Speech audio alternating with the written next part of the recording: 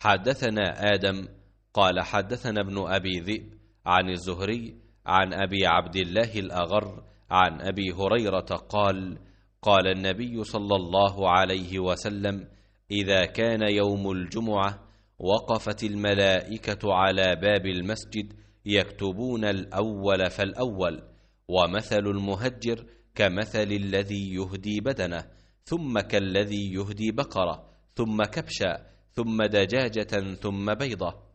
فإذا خرج الإمام طووا صحفهم ويستمعون الذكر.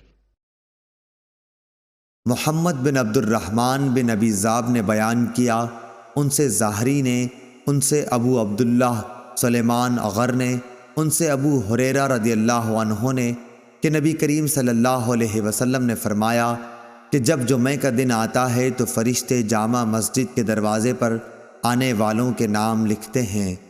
सबसे पहले आने वाला ऊँट की कुर्बानी देने वाले की तरह लिखा जाता है, उसके बाद आने वाला गाय की कुर्बानी देने वाले की तरह, फिर मेंढे की कुर्बानी का सवाब रहता है, इसके बाद मुर्गी का, उसके बाद अंडे का।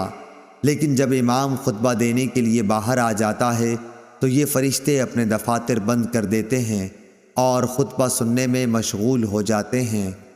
सही बुखारी हदीस नंबर 929।